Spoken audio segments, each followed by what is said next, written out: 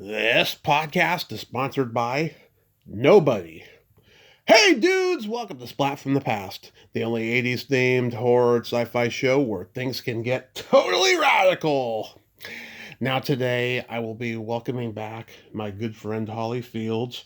Last time she was on was when I did one of my anniversary conversations back in 22, and she's coming back on, and we're just going to catch up and have yet another slice of life conversation. I love Holly so much. She's one of the few celebrities I met in the early years of this podcast that I can just have a conversation about anything with and be real and authentic and do real talk and just be kind at the same time. She is just a truly gifted, unique, and sweet person, and I just enjoy my conversations with her. And it's the 40th anniversary of the Dirt Bike Kid.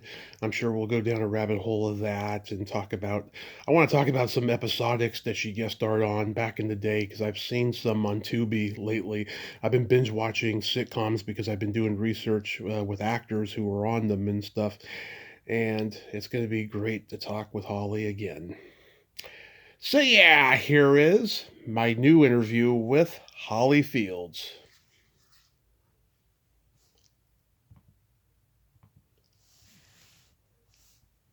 Hey, Holly, welcome back. How are you today? I'm doing well. How are you? I'm fantastic now that I'm talking to you. Thank you. What's happening? Well, I'm sounding like a broken record, but despite the fact that the world is getting crazier every day, I cannot complain. I am just truly blessed. Yeah, the world is a bit crazy. It's I live in a heavenly neighborhood, so I don't have to see a lot of it until I drive to LA, and then I'm like, oh my God, what is happening? You see it when you get out and walk around. Yeah, God. I'm in a little bubble here, Mm-hmm. and I like it that way because I used to live in the Hollywood Hills, and I was right in the heart of it, and the neighbor across the street was getting robbed. The neighbor next door was so scary, and I finally just sold my house and moved to the country. Wow, God. Yeah. Yeah, so like the last time we talked was when I was doing my anniversary conversations back in 22, and a lot of crazy things have happened since, we had the strike in 23, and since then everyone's been freaking out about AI, and you do the voiceovers for the video games. How has AI affected you? Well, that's the thing. I knew AI was coming. This girl told me about it in like 2012, Wow. and then again in 2015. So I knew it was coming, and I was warning everyone, and no one believed me. And I was even dating this guy for a while, and I was like, they're going to be able to make movies soon with AI. They're going to look like humans. And he's like, that's impossible. That's not going to happen for like 100 years. Cut to 2 years later, here we are, and he's like, oh my God. So it hasn't hurt me bad yet, but I know it's going to, definitely. Like I do sound effects for a living, and all you have to do now is copy someone's voice within a few seconds now, and you can sound just like them. Yeah. So they're already kind of doing the ADR that way, where if it's a line that needs to be fixed, they won't call me in anymore. They'll just fix it. Nobody will know. SAG won't find out. So I know a lot of people are doing that, but a lot of people are calling me in still, and I'm still doing some really fun jobs. So I'm really thankful. God, there's people lately that have thought that I was AI, because I do audio only, and it's fucking absurd. All you have to do is go on social media and see pictures of me, It's crazy. Yeah. It's going to get more and more like that. Like right now, obviously, you're not AI, Mm-hmm. but in the future, you won't be able to tell. Like there's photos I've seen and of people who I thought were people, and they were not real, and it's getting really good. And within a few months, it's going to be so good that you won't be able to tell whatsoever. And then within a year, it's going so fast. And then we have AGI coming. That's what I'm scared about is AGI. But I'm loving AI for a lot of reasons, but I'm also scared of AI for a lot of reasons. But my worry is humans, the lesser species, and they say less intelligent. I think animals are brilliant, but people say the lesser intelligent, they end up being put in zoos. So they worry that AI, more intelligent, being, I guess. What's going to happen with humans when AGI takes over? That's the big question. And I know a lot of AI people who talk about it's going to be great in front of the camera. Behind the scenes, they're not saying that. They're scared. I am a complete opponent of AI, and I have a feeling it's going to be a fad just like disco was, because once people realize how awful the work is in the long run, and so many lawsuits abound with people, there's gonna be a decision made in the long run. But you won't be able. It'll be too late. And when AGI takes over, that's going to run the show. That's going to take over humans. Are you saying they're going to kill us? I don't know. I've just heard things from people that are AI specialists, and it's just like, what's coming? There's so much greed running the show right now, and that's the problem. Everybody wants to be the first. Yeah. They feel like gods, but I think with what's coming, I think it's going to be really scary. And like, I see commercials being made with AI actors now, and models AI actors, and you can't tell the difference. But I do understand, like, then it cuts the middleman out, like the hairdresser, makeup artist, cameraman, and even location scout. Like, it's going to cut all those jobs, saving the people hiring the model a lot of money. And so there's pros and cons. Some people love it, some people hate it. Depends on what you do, I guess, for a living. I don't know. I'm just terrified over it, and I got really upset when a couple people thought I was AI and stuff, because I've been called a lot of things, but never AI. I don't mind being called AI. I think it's a compliment in a weird way. It means you sound good. Well, you're naturally gorgeous, and there's nothing touched up there. You are naturally gorgeous. You are not AI. I love you. No, I don't feel that way, but thank you for saying that. Of course. Somebody made an AI video of Frank Sinatra singing Highway to Hell, and I was laughing so hard, but I was creeped out a little bit at the end. There was this like evil laugh there during the piano break. It signified that corporate people were laughing, Yeah. The singing stuff is really scary. That's another thing, because I'm a singer, and I'm a songwriter, and I've gone back to that recently, like, and then people are playing the AI stuff. I'm like, oh my god, the singers sound just as good. So there's voice cloning as well. There's so much stuff going on that is it's just shocking. But anyways, I have a song on the radio now, so I'm excited about that. So. Oh, that's awesome. What's the song? It's called Christmas Every Day. Christmas Every Day. Is that a cover? Did someone do that song before? No, it's my song. Oh, good. No, it's new.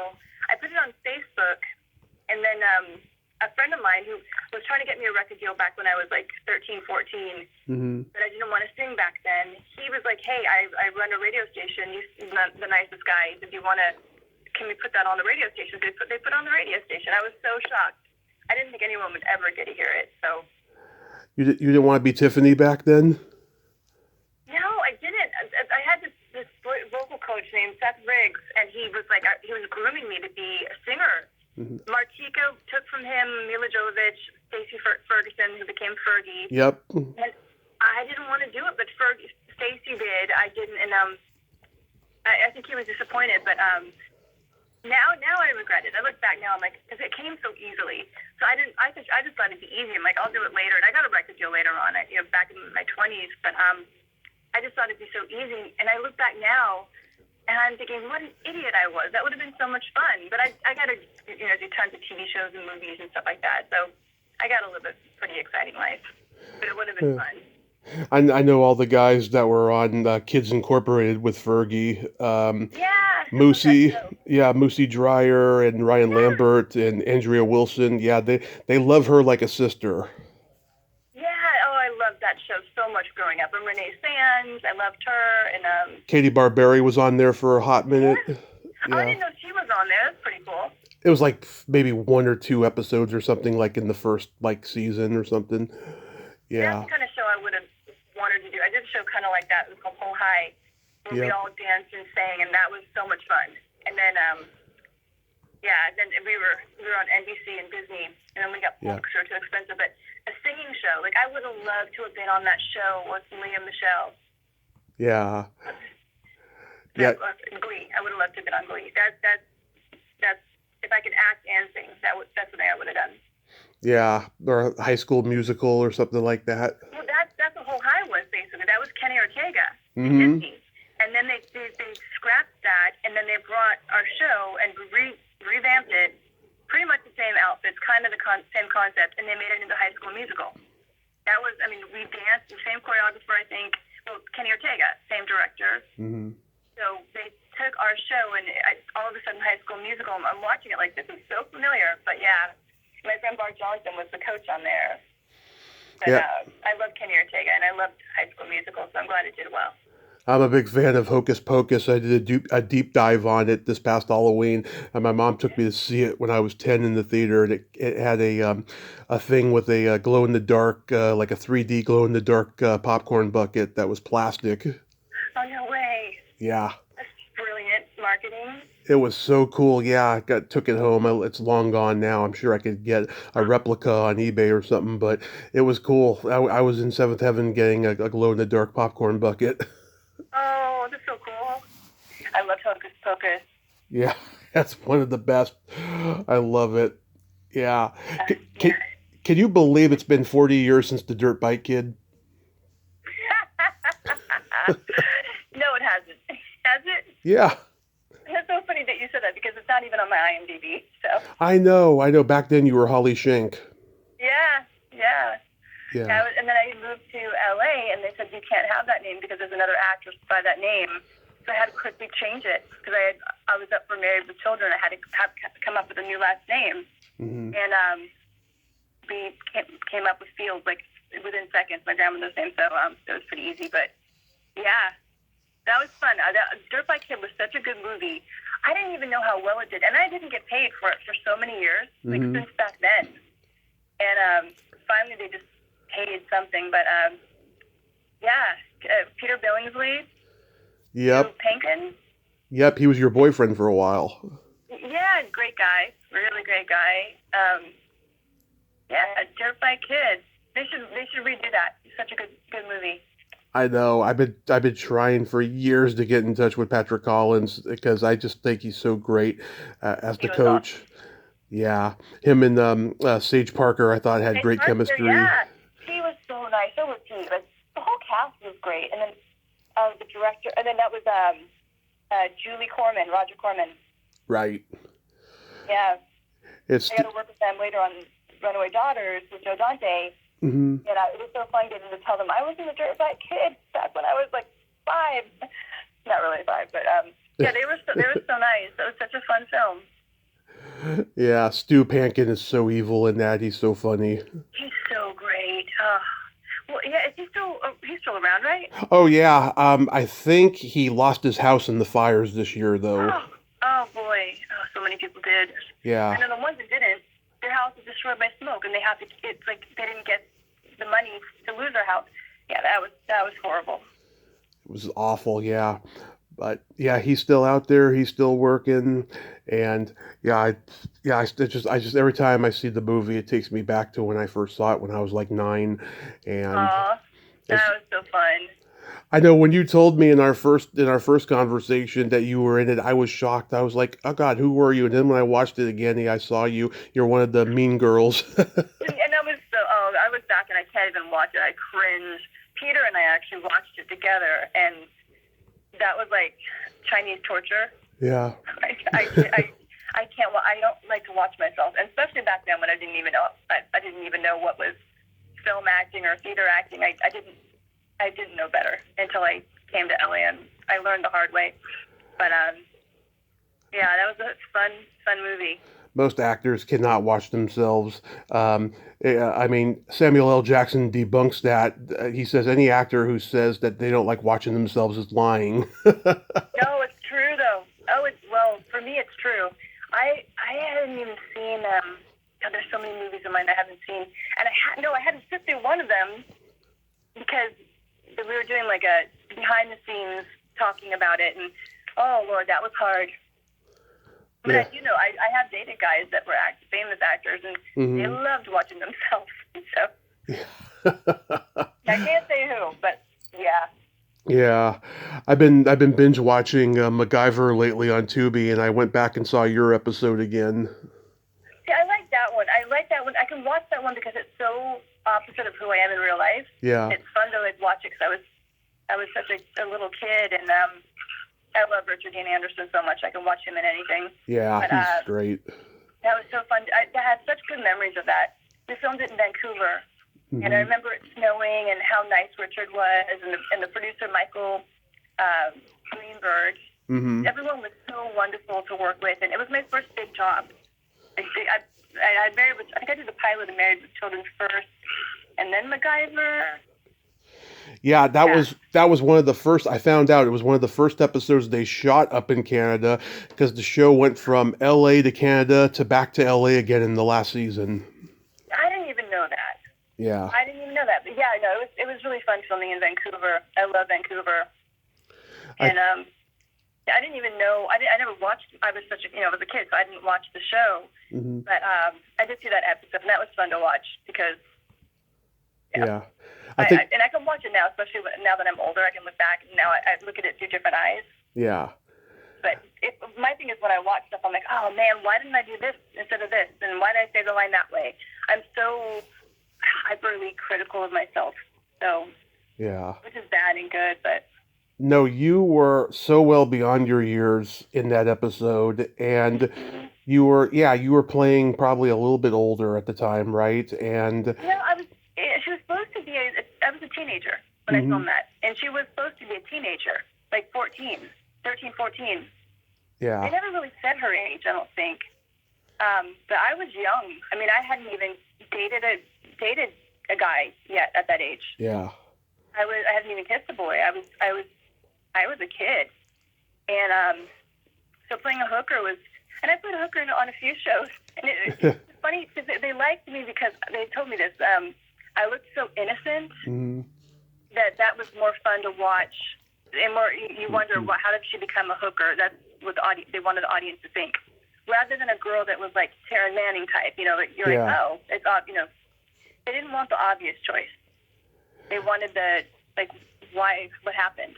So yeah, well, you had at that time with the blonde hair and everything you had, and this I think it was perfect for you to get cast as little Madonna because you had an almost innocent, naive Marilyn-like quality to you. Thank you. Yeah, I was pretty innocent. I still am, I guess. But back then I was like very innocent. Yeah, like I saw the Alf episode too, and oh my God, I heard that show was just a technical nightmare for everyone involved. It was. Oh my gosh, yeah. We were filming, and all of a sudden we couldn't find the father on the show, and then I was getting directed by the guy that played Alf to not be Fusco. So funny. Yeah. I was playing it very bimbo blonde, and everyone was laughing, and he didn't like it. He didn't like someone else getting a laugh, and then the people that played the neighbors came over and they said, he's changing it because he doesn't like when anyone else gets the laugh. And the director's like, keep doing it that way. And I'm getting like two different directions, completely opposite. That was a stressful show. I loved everyone else on it. Like, the guy that played Alf was just very, yeah. Fusco. What? Fusco, Paul Fusco. I don't remember. But, yeah, that was, I still enjoy doing it though. And I love the show. Yeah, I got to talk to Benji a few years ago, and he passed away last year. Oh gosh, yeah, that's so shocking. Yeah, so shocking. It was really, really sad. I mean, he took his meds that day when I talked to him, but when I saw him on social media, he would go on social media without his meds and just say the rudest things. And after a while, I unfriended him, and apparently, he had that same thing with a lot of people, and it's just sad. I don't know, the backstory of how all that stuff happened to him. Yeah, he was so sweet back in the day. Yeah, I mean, I don't know much about it, but Yeah, I mean, obviously you had a good, childhood acting experience, but then there's people like him and others that didn't. Yeah. And same thing with every business and walk of life. Like some people have a horrible high school experience, some people have a good high school experience. It depends on the people around you and your parents and all that. Like Hmm. it's sad. Yeah. I know a lot of kids that didn't have the best. Some like Corey, for example, like Corey Haim, he had Hmm. great experiences, and then you have the one not so good experience that kind of tarnishes the rest of it for the good ones. So it's sad. It's But that very. stuff goes on. Like I was so naive to that for so long. I just thought, you know, I didn't see it. So finally, like years later, hearing about that and hearing these horror stories, oh my God, I'm so lucky. My parents were so protective. Hmm. Yeah, I also saw the Growing Pains episode. Oh my God! Now in that you looked a little bit older than you were, and Yeah. I was just cracking up because you're playing a girl who can't act, and Kirk Cameron's inner dialogue saying you stink like a dead mackerel. That was so fun, and I had the biggest crush on him. When I got that, I was so excited. He was such a nice guy. Everyone was wonderful. And then I got to do the movie, the big one, The Great Ugly Earthquake with Joanna Kearns, right Mhm. after that, thanks to Growing Pains. Oh, nice. Did she remember you? Yeah, she actually asked them to hire me Oh, that's for so that. sweet. Yeah, but I had auditioned for it, and they kept saying, we already have someone to play your daughter. She said, well, I really want this girl to play my daughter. And it was the same person. They're like, oh, it's the same. It's Holly Field. So that was pretty fun. Oh, I loved her.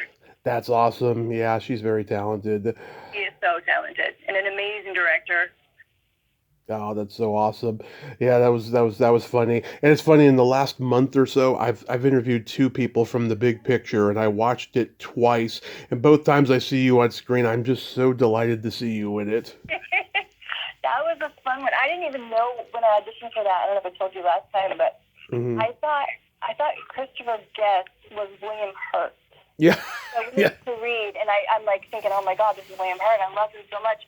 Not realizing I also loved Christopher Guest. I just didn't realize he was in The Princess Bride. I was a kid. I was a kid when I got that. And then I actually met William Hurt on the set of this TV series I was shooting, and I'm like, wait a minute. That's when I realized it. But yeah.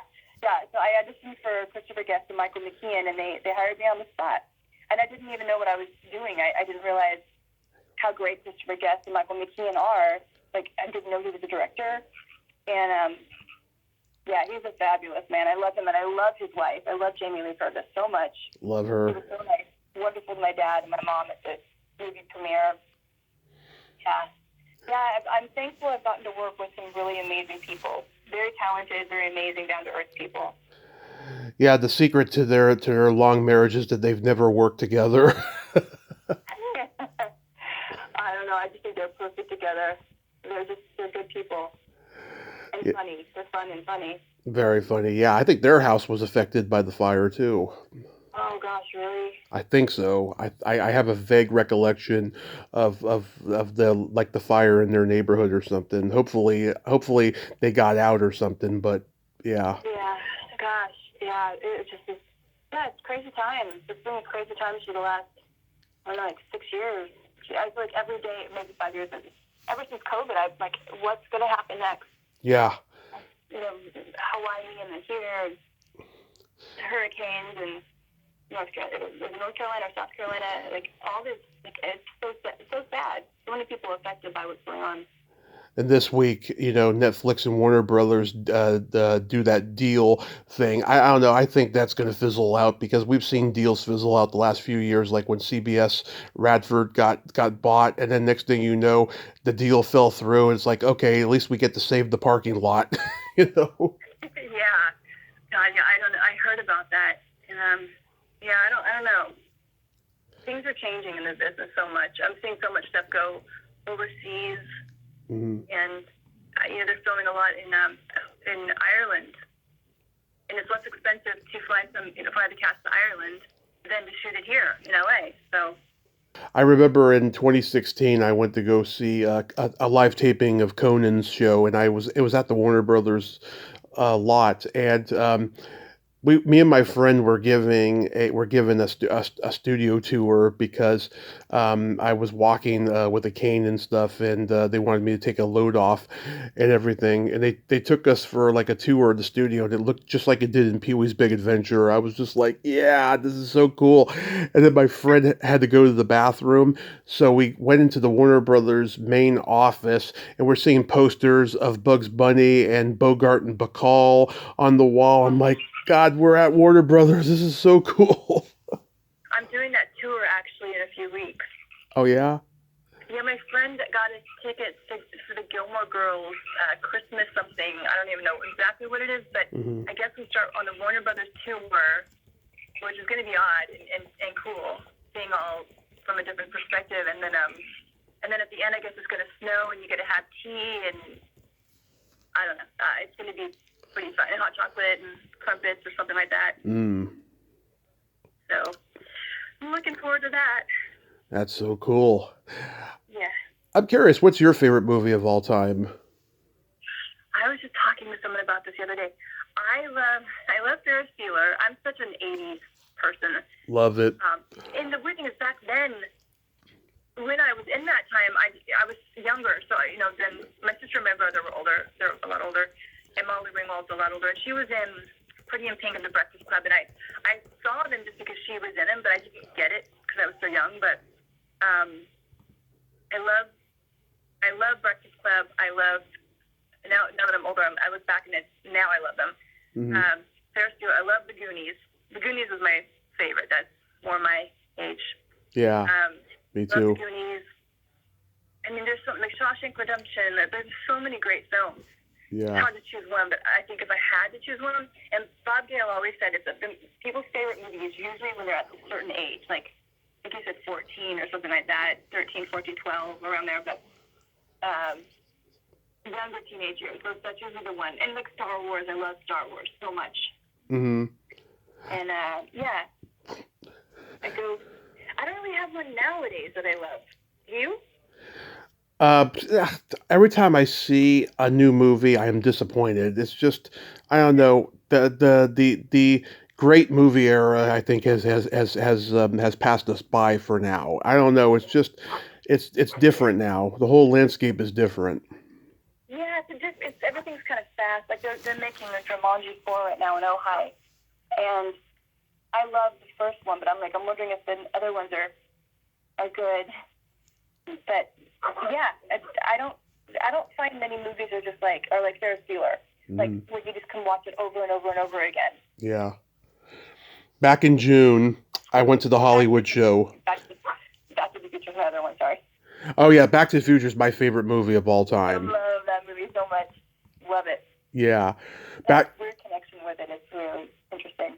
Oh yeah, we'll get back to that in a moment, but I was at the Hollywood show back in June. It was my first LA trip in 6 years. When I met you in 2019, that was the last time I was in LA for 6 years.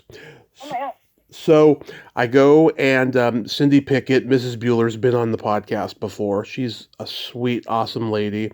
And I got to meet her. She kissed me on the lips, which was extraordinary. And oh my God. Mr. Bueller, Lyman Ward, became her husband later after doing that movie. He was there. He's been in the Hollywood retirement home for a few years now, and his health is not great, but he was a very nice man. He had the longest line of all the Bueller people because he's been in a lot of horror movies. So I met him. He was great. Jonathan Schmock, who played the snooty Major D, was there. He's been on the podcast. Great guy. I got to see him. Alan Ruck was supposed to be there at last minute, I found out, but then he ended up not showing up, and I wasn't surprised. I mean, he was on that popular show on HBO a few years ago. He probably thinks this is beneath him, I don't know.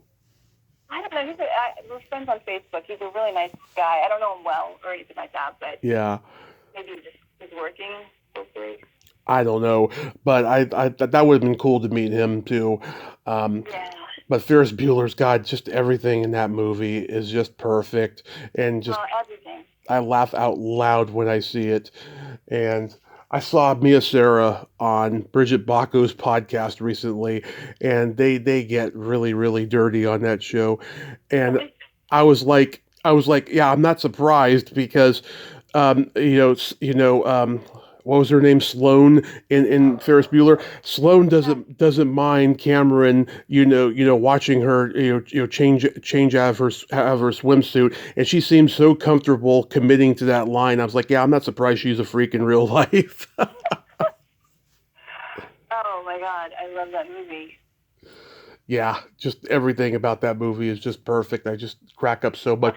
The scene with Charlie Sheen, oh my God, it just I has love me that movie. Yeah, I on the love that part. floor. I was watching his documentary, and he was talking about how he made that. I'm like, that was really fascinating. Yeah, him and Jennifer Grey did Red Dawn, and she recommended him, and I thought that was Yeah, really cool.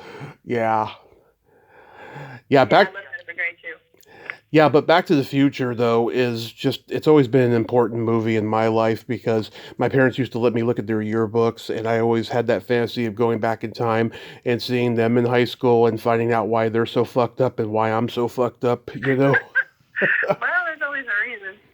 I have found the Well, reasons. I'm not ready to reveal them yet, but I have found like little fragments that I'm still investigating, especially with me writing my memoir that I've been working on the last few years. I hope I get the answers. If not, I'll just keep them private the rest of my life. I think we all go through it. Everyone has their demons. Yeah, and they had a Back to the Future reunion scheduled at the Hollywood show in September, and then I just found out that something happened during it, and now they're doing another one for this upcoming January and stuff. And I just love that movie. I think it's the most perfect movie. It's got every genre of film in it, and it's just Yeah. a story that flows, and it's just everything about it is a perfect movie. And what's fascinating is that nobody wanted to do the movie. Yeah, And they finally got it to be. They finally. I think there's so many great movies that could have been made that didn't get made right. because of the same thing. Yeah, I worked with Bob Gale Yeah, on a movie called Mr. Payback. So yeah. I got to hear a lot of cool stories, and I also worked with Michael J. Fox. Hmm. And then I became friends with Biff through Corey Haim, and then went on a date with Crispin Glover, who's the nicest guy ever. Even though you hear stuff about him on the documentary, but he was so nice. Yeah. Yeah, it had this weird connection, and then I did Laura Harden's voice for something. But I Yeah. had this weird connection with Back to the Future. But it's such a perfect movie. It's so I can't believe and then it was going to be a refrigerator time machine. Yeah. Yeah, it was going to be a refrigerator, and he was going to have like a chimpanzee sidekick Yeah, originally. yeah. And they're like, no chimpanzee has ever made a profit for a film, and they're like, what about those Clint Eastwood movies? And he's like, that was an orangutan.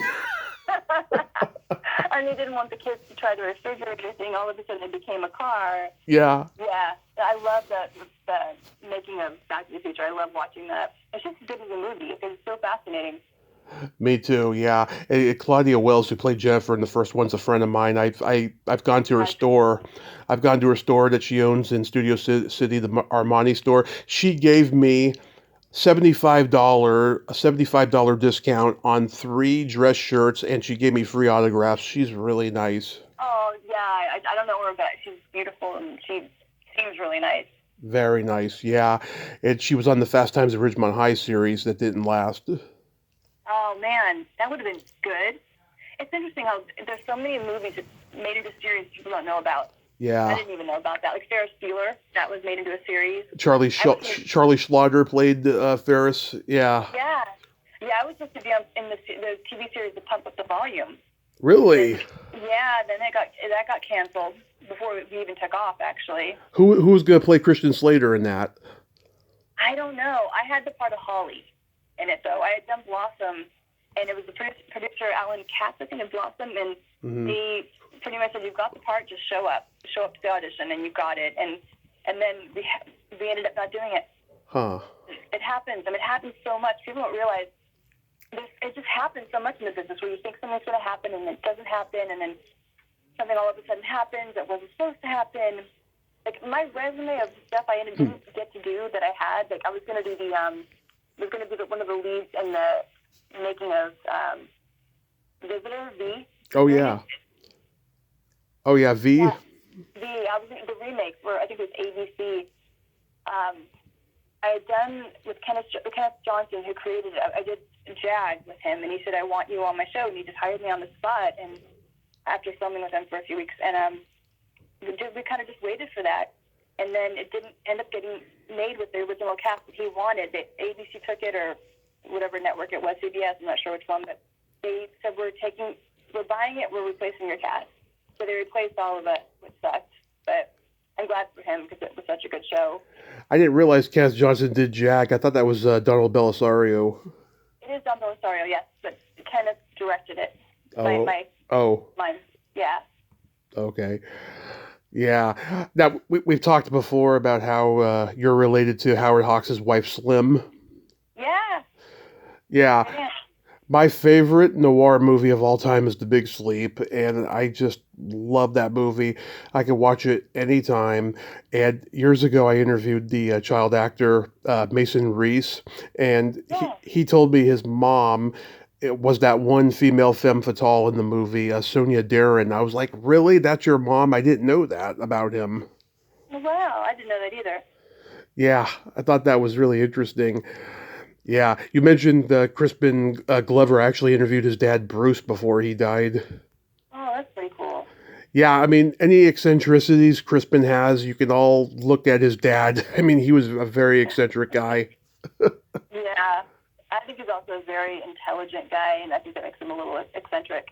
They were both very smart guys. Very. Yeah, extremely. Yeah, we only went out once because I started dating somebody else, and I regret that. I wish I kept dating Crispin instead, but he was such a sweetheart. He came to my house, he wore suits, and just was so respectful and sweet, and we had the best conversations, and yeah, nicest guy. The nicest guy, yeah. Really nice guy, yeah. Yeah, and he's like directing like his own little like horror movies now. Oh, that's cool. Yeah, I saw him on a couple podcasts promoting it. Yeah, I'd like to see that. Yeah, Michael J. Fox was also wonderful to work with as well, and Christopher Lloyd was great too. Just nicest people. The first Comic-Con I ever went to, they were there, and they were both expensive to meet, but Leah Thompson was the cheapest one, and because she's one of my favorite actresses from like 80s teen movies, I had to go meet her, and she was a sweetheart, and like, you know, I've heard her say, you know, I don't, you know, when I'm at these cons, I don't really give hugs, right? But she gave me one, I can say. Oh, that's so cool. Yeah. Yeah, I've always loved her in everything. It's Some Kind of Wonderful. Mm-hmm. I was on the set for that. I was up for that. So they brought me to the set to meet. Oh my God, I'm like John Hughes. John Hughes. And my mom. We had a car accident on the way there. Wow. It was my mom's like first day in LA. She didn't know how to drive in LA. Didn't realize people just slam their brakes on. But she was on set, and she was really, really nice. Leah Thompson. Yeah. Yeah, she was Miss Amanda Jones in that movie. Yeah, she's great in everything. Absolutely. I love her. I love Ali Sheedy. I love Molly Ringwald. Like, those are the ones I loved. And Jennifer Jason Leigh. Those are the ones I really looked up to as a kid. Oh yeah, I loved Ali Sheedy when she was in the Breakfast Club, and like I've always tried to model my persona after her of just having no filter and making the entire room uncomfortable. It's just like so funny. It's so funny. I like that kind of humor. Yeah, I loved her in War Games. Oh yeah. So good, so natural, and I didn't even realize it was her in Breakfast Club until years later. Because she did such a great job. She's so different. Yeah, they made her look different, you know, and Molly makes her look good at the end of the Breakfast Club. You know, she puts the makeup on her, the eyeliner and stuff. Yeah, that's a great movie. That's such a great movie. That's great. What are your go-to holiday movies? Oh, gosh. I love Christmas Story. I love the Chevy Chase one. Yeah, Christmas Vacation. Christmas Vacation. Love that one. Oh, my gosh. I'm blanking right now. I love Christmas movies, though. I could watch them any time of the year. I'll watch, you know, the theatrical ones. I'll watch the Lifetime ones, you know, Hallmark. I love any kind. Me too. I'm excited for. I'm gonna watch one tonight, but I don't know which one yet. But I might actually watch Back to the Future instead. I'm reminiscing about it. And I'm like, God, that was such a great movie. I haven't seen that in a while. Yeah, Christmas Vacation, Christmas Story are faves of mine. I love the original Miracle on 34th Street, Natalie Yeah, Wood. Bad Santa. yeah. There's so many good ones. Yeah, Yeah, I wrote it. The Christmas song that's on the radio. Like that's I want to get it into one of those Hallmark movies so badly. Christmas horror. I love Christmas horror movies too, like Black Christmas and Christmas Evil and To All a Good Night. Those are more obscure ones, but Oh, I've never heard of those. Black Christmas is probably the most famous, and Silent Night, Deadly Night is probably the most controversial because when that came out in '84, all the mothers were protesting because in the movie they say that if a child's bad, Santa Claus is going to come and kill you. Okay. Yeah. And Linnea Quigley, it was one of her first movies. She was on location making another movie, and she got a call from her agent saying that all the mothers were protesting the theaters, like in L.A. and all the other places in the world. Oh Lord. Wow. Yeah. Yeah. Wow. And it's not that bad, I mean, it's just a typical slasher movie with killings and stuff. Oh And God. they were making a big deal out of it than it was. Yeah, I don't have kids, but I could see why.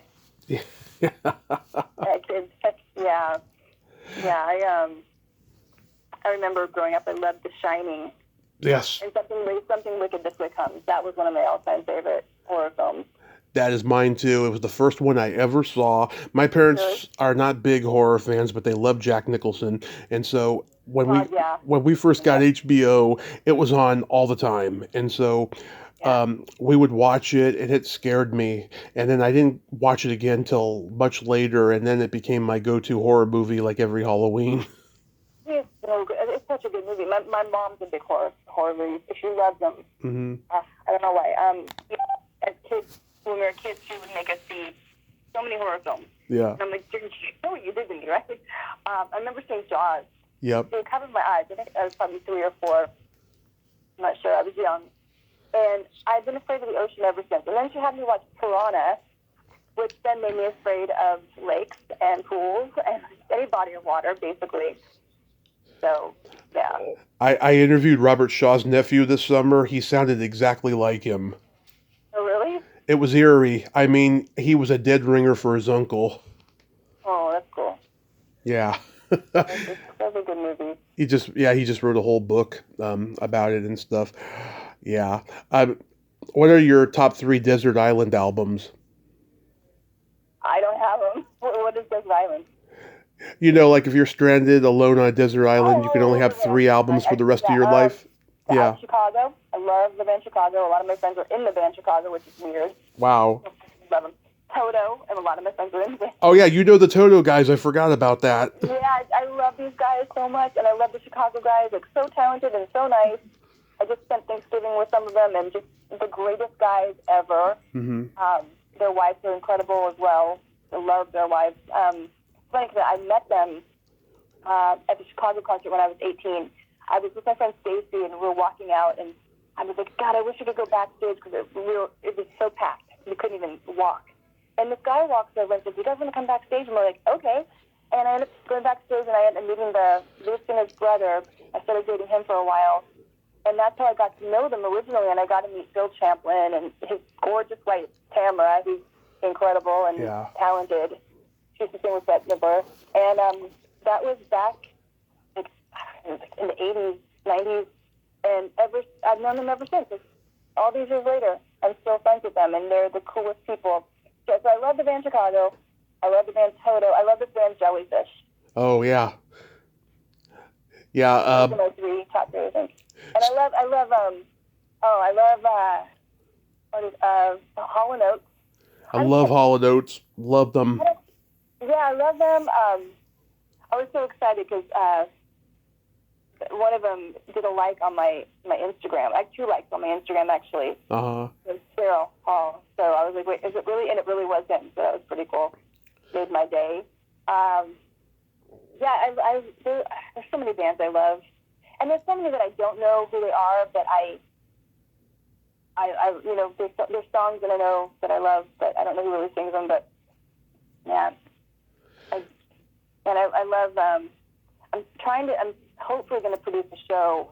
There's 2 shows that I want to produce that I just pitched yesterday. This guy over at Disney. I really want to get these 2 shows about bands up that are really, really cool. So I'll have to get to know all the names of the bands if the show sells. So. That's so cool. Yeah, Steve Lukather. Oh my God, he is a great guitarist. He's a great guy and a great guitarist. Yeah. He's married to Sandra Curry's sister, and I had Sandra not on. Anymore. Oh, sorry. Oh, not anymore. No. Oh, okay, because I had Sandra on a few years ago, and we talked about him, and she's like, he's the best brother-in-law you could ever hope for. He is the nicest guy. Like I met him, and I didn't know what to expect, and one of the nicest people I've ever met. And then I went to the Toto concert, and my friend and I went to the party afterwards upstairs, and he walks over, and he remembered me, and he just gave me the biggest hug, and just a great guy, really great guy, so much talent, and so humble, shockingly humble. So same thing with Bobby Kimball. You would think a lot of these guys are jerks, but they're so nice. Yeah. They're secure. I think the more talented they are, the more secure they are with themselves, so they don't have to be jerks. Right. Yeah, if you see Paul McCartney's movie, Give My Regards to Broad Street, during the silly love song sequence, they're all wearing white outfits and have white makeup on, and they all got mullets. And to see Steve Lukather with that mullet and white makeup playing the guitar solo is hilarious. I didn't see that. Yeah. What are your top 3 deserts? Okay. I love so many like debut albums of bands, and like my top 3 are The Doors, Van Halen, and the Go-Go's Beauty and the Beat. And the reason why I like these 3, they represent 3 different eras of LA rock in a nutshell, and they really set the template for the sound of those genres. I love them growing up, the Go-Go's. Yeah. I got to interview Gina Schock twice on here, the drummer, and it's my favorite interview I've ever done, the first one. She got very vulnerable with me. She's always the tough tomboy girl from the streets of Baltimore when she does interviews. But with me, she got very vulnerable in like the last half of that interview, and she made me cut some stuff too because she gave me too much information she didn't want to tell the world. So I felt very special by that she told me, and she was willing to come back on again. And I'd like to get a third one with her next year, make it a trio. Yeah, you should. Yeah, because they just did a tour this year, and they came to San Francisco, and I made an attempt to get tickets, and it was so damn expensive, and so many of the best seats were sold out already by the time I got to it that I didn't get to go. Oh, no, I'm sorry. Yeah, next time. Yeah, I would love to see them. Oh, I have another one. Billy Joel. I just discovered Billy Joel a few years ago. Really? You're late to the party on Billy Joel? Well, I obviously knew who he was. I just didn't really ever listen to his songs, and I was dating his musical director for him and for 2 years, and I got to go see these shows, and I'm like, God, Billy Joel is so incredible. He's incredible. It just sounds better in person than he does on his records. Mm-hmm. He's so talented. I saw the documentary. It was good, but there was just a huge emphasis, I felt, on every album and stuff. I think that it could have been a lot less episodes than it was, because I just think that all the information about his albums is out there. They should just talk about, how fame affected him and his personal life instead of focusing just on, a huge emphasis on his music. You know what I mean? Yeah, I love the documentary, but I can see what you're saying. Yeah, and I love the part where like Christy Brinkley would talk about him, and you can just tell how much she loved him, and I love her so much. Yeah. It's so sad that their marriage broke up because of the situation with the brother-in-law stealing the money. Not her brother, but his other ex-wife. Her brother, yeah, stole the money from them. Yeah, his first wife's, who was his manager, her brother took over and embezzled him. Yeah. But it made him write more, and it kind of got him where he was in a weird way. It was kind of good in a weird way. Yeah, I had heard him tell the story before about how he attempted suicide by drinking furniture polish when he was like 20 or whatever. Oh, gosh. And I was just like, oh my God. I mean, I listened to the music of those bands that he had, and it wasn't great music, but it's just like, I don't know why he had to, like, make that attempt and stuff. I mean, Yeah. I guess he just didn't see his potential yet. Yeah, and so yeah, you just wonder like how many people haven't shown their full potential that haven't gotten the chance to. Then you thank God he did. He's just so freaking brilliant, and I'm so glad I got to see him in person and see his shows before he's kind of retired. Hopefully he comes back. I hope he does. He came to San Francisco a few years ago, and he did a couple Van Halen or Led Zeppelin tunes because his band that he had was just him and the guy. They were doing really bad Led Zeppelin tunes in covers and stuff. It would have been interesting. I could probably go on YouTube and see him doing it and stuff. But yeah, he did some Led Zeppelin tunes. That's pretty funny. Oh, during his show he does. Oh God, Steve Tyler songs. He copies. It's really fun. Aerosmith. Yeah, he does a really good job as well. Yeah. Oh my God, that's hilarious. I love the interview you did on Nicole Eggert's podcast last year. Oh, I love her so much. Yeah, thank you. That Yeah. was fun. Yeah, I had her on last November. It was one of my favorite interviews of the year. She is just so fun and so open, and she has a mind like a steel trap. She could remember like almost everything I asked her about in her career. Yeah, she's great. I worked with her on Charles in Charge back when I think I was 15 or 16, but I remember she and Josie Davis told me that she was in a bad mood. Mm-hmm. And I said, what's going on? She was kind of snapping at Scott. And I was like, what's happening? And she's like, oh, they just broke up. So I remember that they were dating. Like, I don't know. I remember that, unless I'm just remembering wrong. But I remember specifically Josie said they just broke up. And I thought, oh, my God, she's even cooler than I thought. She dated Scott Baio because she, back then, was the most beautiful girl. Yeah. She still is. But she was so beautiful and cool, and everyone wanted to be Nicole Eggert. Like, I remember seeing her on Who's the Boss? And right. She was, compared to Alyssa Milano, she was like even cooler. Because everyone used to think Alyssa Milano was the coolest, but then Nicole was on the show as her friend. I'm like, she's so cool. Who's she? So I'm glad she took off and did well. And I'm so glad she's doing better with the cancer treatment. Yes. She went through a lot.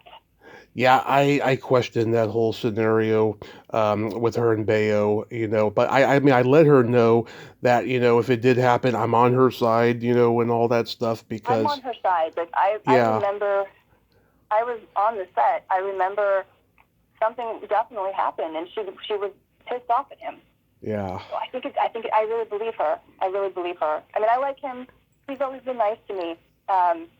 She's always been really nice to me. I really like her, and I don't want to choose any side, but right. On that, I remember back in those days that it was normal to date someone that, like, we didn't realize that it was wrong.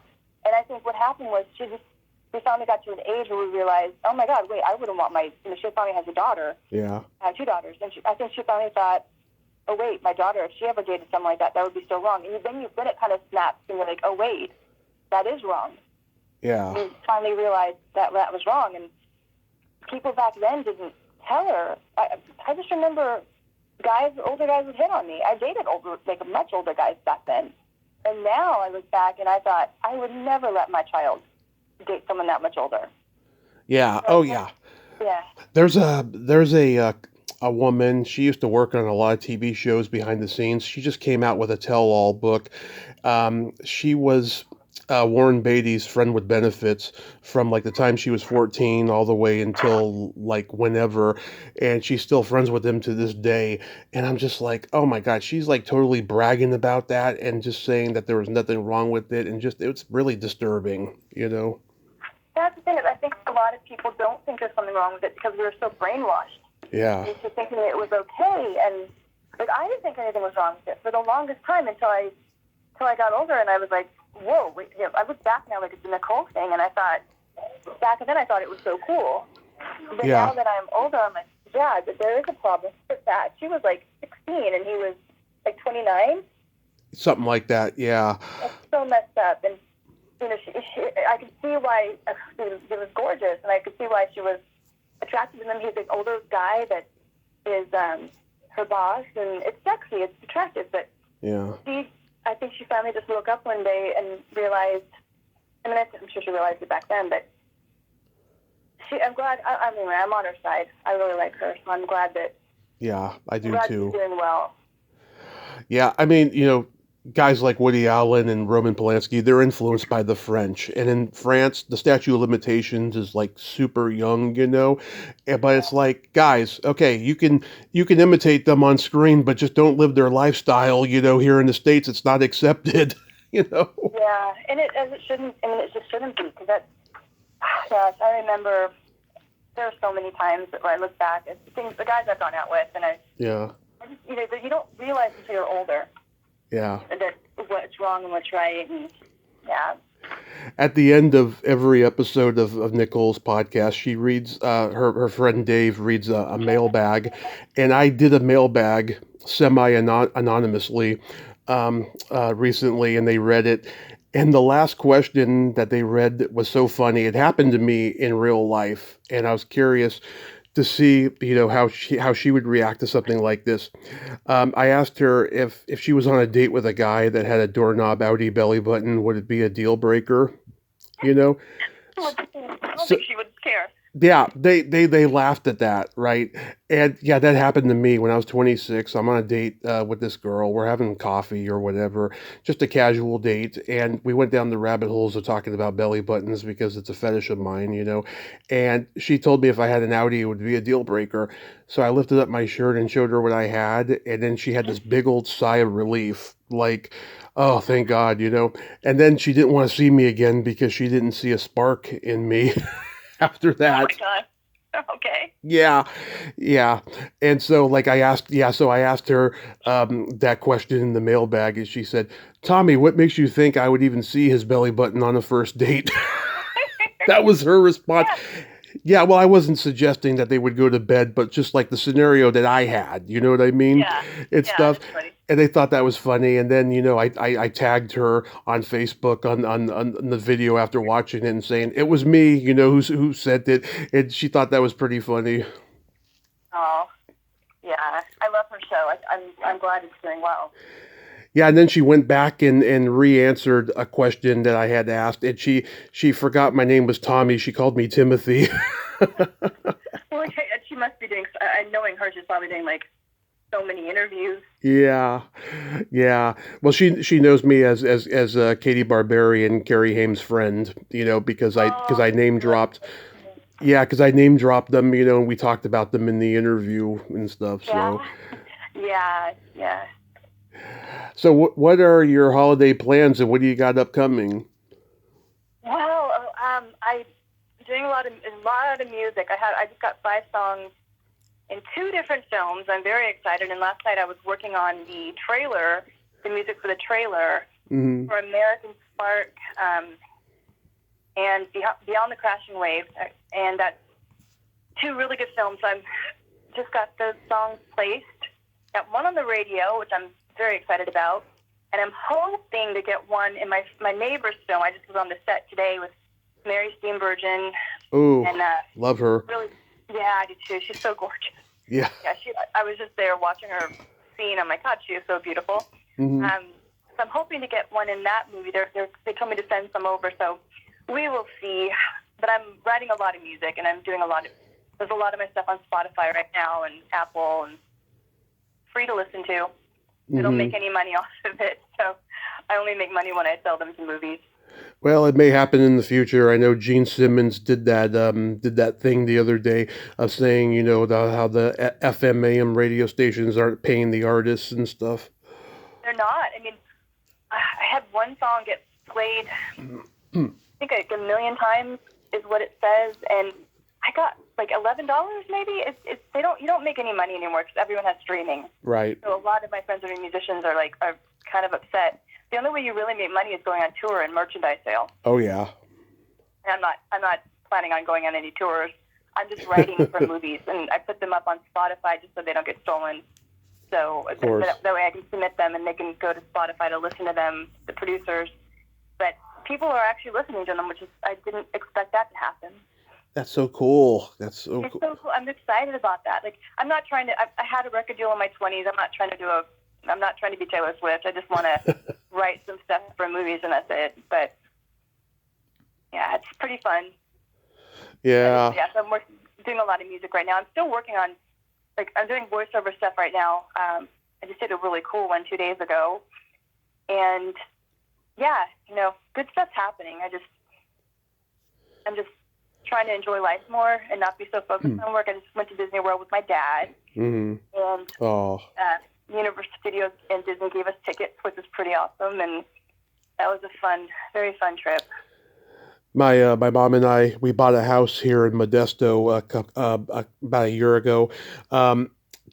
About 2 or 3 days before Christmas of 23, we got word that my mom won the lawsuit that she had been fighting for a couple of years, and we won it. We got a house up here in Modesto. It's me, her, my brother, my brother's girlfriend, my nephew, and my best friend. He just moved in for a short time this summer, until he gets back on his feet. And yeah, it's just, I'm so blessed. We got the Christmas tree up and everything. Oh, wow. Yeah. Congratulations. That's exciting.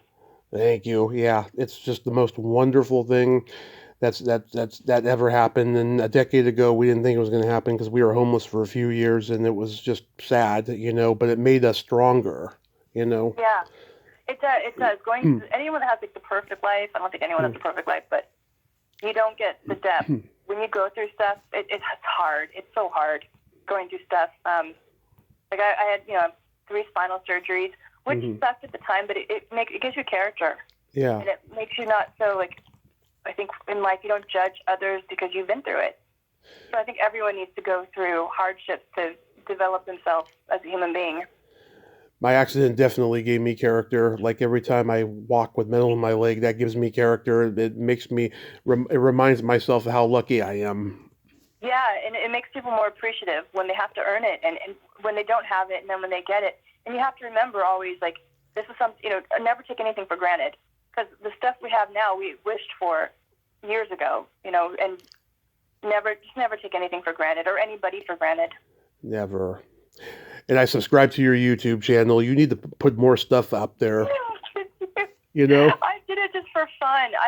I'm like, why are people actually watching this stuff? Yeah. I didn't even. How'd you even find it? I'm trying to remember. I think I was looking something up, and that channel came up. That's what it was. I literally just changed the name to have my name on it, and I couldn't get Holly Fields because someone else had it, so I just did. What did I do? Holly Fields channel. Yeah. It's all one word, and I was like, no one's gonna find me on this. And all of a sudden, I started getting followers. I'm like, oh shit, I've got to start putting like good stuff up now that people actually want to watch. Yeah. Yeah. I just put the silliest stuff up, and yeah, I put one of my songs up because the place that you put your songs up to get on YouTube on Spotify, they're taking our songs and they're putting them on their own station. Yeah. So they're getting paid every time people play them. Yeah. So I was like, I want to put them up on my own YouTube. So that's why I did it. That's wonderful. Yeah. Holly, I love you. Thank you so much for coming back on today. And thanks for having me. Yeah, I mean, I love having these authentic conversations, every time. And please be careful out there and take good care of yourself. And we'll talk again soon. Sounds good. You too. Have a wonderful Christmas and holidays and all that. And New Year's. I will. Thank you. Thank you. Bye-bye. Bye-bye. Well, there you have it. Holly Fields, ain't she a sweetheart? God, I just love her. I could talk to her all day. And hopefully things will come to a head and she'll get to, put her music out and get paid and all that stuff. Life is getting tricky. God, I hope that AI shit doesn't happen, though. I just hope that it's paranoia that's driving her and nothing else bad. Well, until next time, this is Tommy Throwback Kovac saying there's no shame in living in the past because the present sucks. Later, dudes.